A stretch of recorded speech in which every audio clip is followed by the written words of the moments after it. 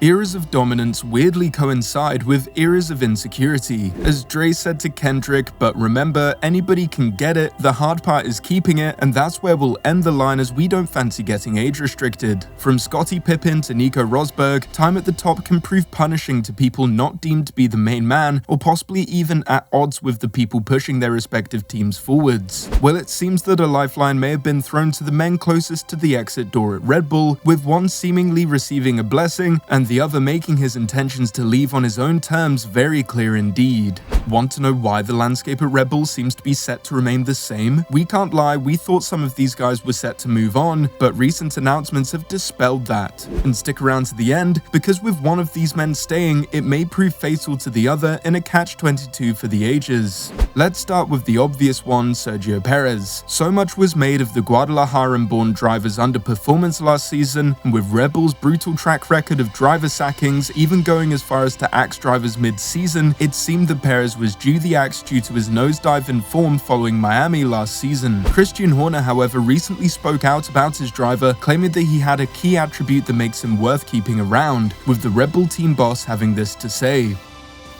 If you're not psychologically strong, you won't cope being Max's teammate, it's as simple as that. He's just relentless in his pace, in the way that he operates. I think that's one of the positives for Checo, he's had the strength of character to be able to deal with that. We've seen that break others in the past, it's a tough gig to be his teammate.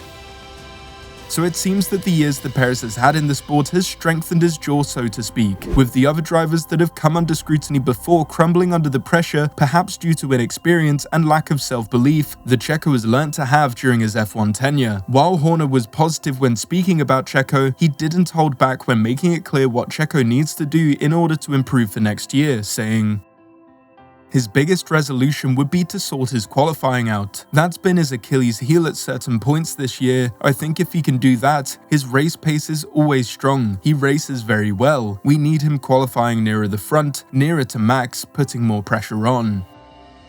With Horner finishing off by making his expectations of Perez clear, while also giving an angle that we didn't really consider about his track record, with Horner concluding, we can't afford him to go missing at certain points of the championship and have that consistency. He finished in second this year, third last year, fourth the year before, so he's on the right trajectory.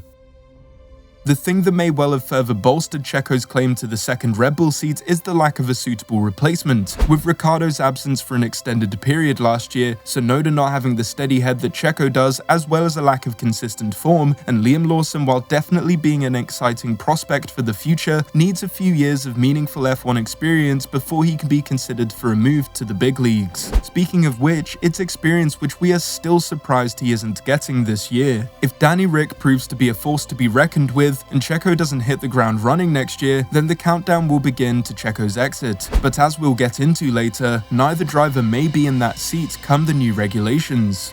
For the meantime though, moving on to the other man closest to the exit, Helmut Marko, who made it clear this week that he is not going out without a fight and will depart when he is ready to do so. Marko went about stating his claim in a few different ways, varying from a polite reminder of his contractual situation to pissing gasoline on a dumpster fire to claim what's his. There are different trends and variants. The decisions are still open, including what I will do after this. My current contract runs until the end of 2024. Nice and open, leaving room for him to bow out after next season if he chooses to do so, however he leaves that ambiguous for the time being. Very well put, Marko. What else did he have to say when someone else, say OE24, asked him about his future? Contrary to many assumptions, I have to disappoint the, as they say, doomsayers. There is no summit. I have a contract until the end of next year. When and how I stop when it's over, I decide, and not, for example, Mr. Horner. Ah, that's more like it. All the subtlety of a neon thong. But there may be factors at play to bring forward Marko's exit, with changes of the business model of Red Bull Racing proving to be less than comfortable for the Austrian advisor. It all stems from the death of the company's co-founder, Dietrich Mateschitz, and the subsequent shuffling of management structure, with Marko having this to say about the new order within Red Bull. It's now an extended group of people, including Mark Mateschitz, the Ties, and Oliver Mintzlaff. The way we used to be able to decide things with Dietrich Mateschitz was unique. After this winning season, which puts everything else in the shade, I was incredibly sorry that he was no longer able to experience it.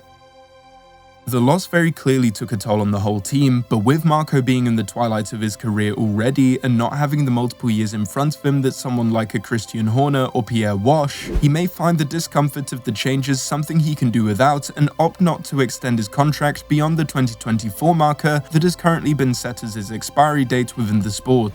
There may well be one more factor in this, however, and that is Max Verstappen, with him making it clear that he doesn't want anything to change within the team, which would further upset the balance of the management structure. The Dutch driver made it clear that he is reluctant for anyone in a key position within the team to move on, having this to say: "Everyone is staying in the exact same role. That has never really been a discussion. It's very important when you are doing well and the team are doing very well that you keep those people that are important to the success of the team. Everyone knows that from our side. It has always been super clear. I don't know why people outside the team were trying to doubt that. From our side, it's always been clear that it has to stay that way." Someone that seems to believe that Max will flex his influence within the team in order to keep Marko around is Ralf Schumacher, with the ex-Williams driver saying, "Red Bull certainly still needs Helmut Marko. I can also imagine that Verstappen will not allow Marko to leave," Schumacher explained. "He has already been very clear about that. As long as he drives there, not much will change."